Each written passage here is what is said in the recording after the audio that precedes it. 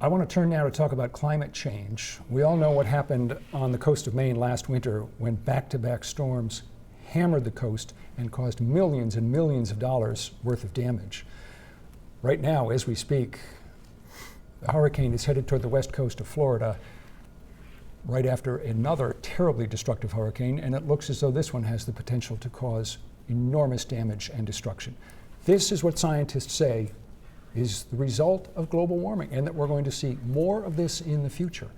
What should not just America be doing, but what should America be doing to lead the world in addressing climate change? That's a big question. It is a big question. There aren't any easy questions in Congress, so there aren't many. So these are tough questions, so go ahead. Take a shot at it. No, I'm going to ask you, Jared Golden. You go first on this, please. Sure. Look, I think it is a little naive to think that the United States alone can fix the entire planet. We could make certain changes, try and meet certain types of goals. The fact of the matter is, around the world, there are a lot of countries who are not going to meet them. So let's be honest about that. I think that this really leads into an energy discussion, and all of the above approach for the United States is what we took with the Inflation Reduction Act, where we put money towards and unleashing the power of American oil and gas production out of a recognition that that is a strength that we have, a resource that we have, and it can help keep energy prices down. But we also put investments into things like wind and solar, yes, things like nuclear. Energy should be produced here in the United States, and things like carbon capture can help with keeping oil and gas emissions out of the climate. Well, and investments in renewable energy, it's all the above. That by increasing oil and gas production, that doesn't address climate change. Maybe it's a trade-off that cushions this conversation the economic is all blow. about trade-offs, and so I am answering the question. I'm telling you what I would support in all of the above energy approach. I already know Austin's going to hit me about renewable energy. There is what he says in criticism of things like the Inflation Reduction Act, which did bring down the cost of gas at the pump and did make an investment in across-the-board energy if it is made here in the United States of America. But his voting record reflects something different. This is someone who stood here the other night and said that wind is always bad, that he will always oppose it. He voted for a power line right here in Maine that connects wind power to the main grid. I only point that out to show that his attacks have a bit of hypocrisy in them. All right, let me address the question again, and that is, what should the U.S. be doing to address climate change, and what can it do to provide leadership in the world? Well, this is an important issue, okay? Because what we've seen in Washington, D.C. is not actually solving the problem of climate change. There's a lot of talk, there's not a lot of actually getting results.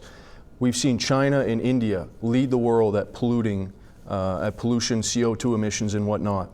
So I think if America's going to be a leader, it has to be a leader on going after those countries that are basically using dirty energy to produce cheap goods that then they flood the U.S. market with. We need to go after that. Tariffs would be an option in that case. In terms of the Inflation Reduction Act, this is where I think Jared is cherry picking certain things in there to say that it was a good bill.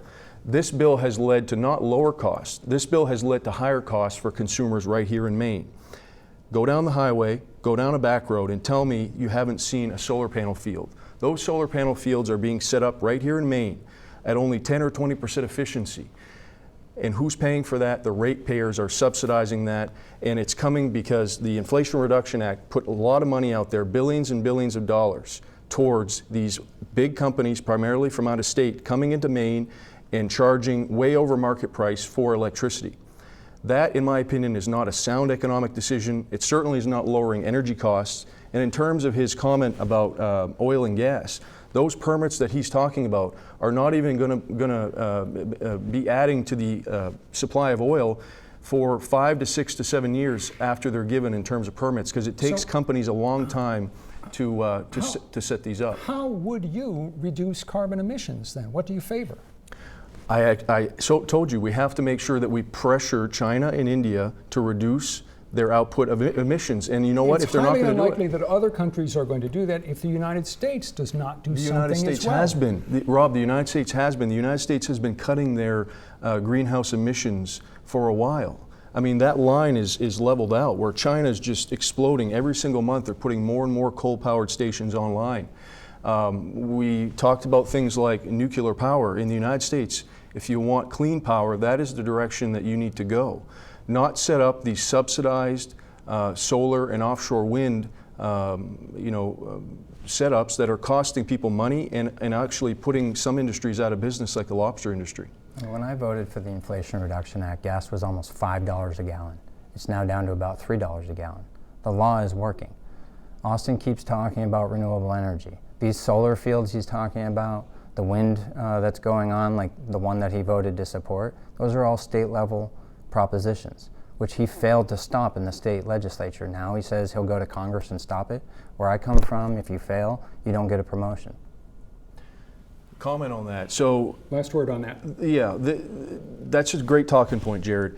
At the end of the day, the money to make sure that those solar panels can be financed is directly coming from the Inflation Reduction Act. So while it can be a state issue, it's also a federal issue. If those subsidies were not there and you had voted no on the Inflation Reduction Act and more people in Washington, D.C. had stood up and said that has to be amended, the money wouldn't be there for the expansion of these programs. Now, in some areas you can have wind and solar, and particularly solar, but in Maine, when it's 0 degrees out, it's a waste of money, and taxpayers are paying for it, ratepayers are paying for it. Have you opened up your electricity bill recently and seen it go up 2 or 3 times? They're paying for it because of the way the legislature drafted it, and you failed to amend it. And now ratepayers are paying. That's a state legislature failure. And you're trying to pin it on me. I'm not. I'm trying to pin the fact that you authorized almost $1 trillion over the next 10 years to be spent on these solar panel and EV infrastructure, the EV mandate that we fought back against at the state level. We didn't fight. I testified in opposition. You didn't show up. I showed up to do your job. Let's talk about I'm going to give each about 20 more seconds on this, and then I've got to wrap it up. Let's talk about the Inflation Reduction Act, because you don't like to mention that it's a bad bill.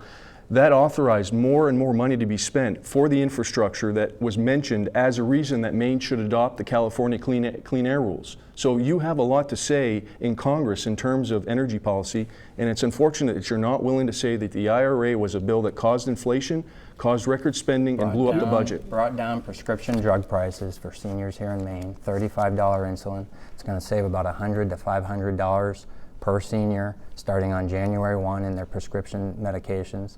That's a huge, huge benefit, and it's a good reason to support a piece of legislation like that on top of the lower gas prices that it's responsible for.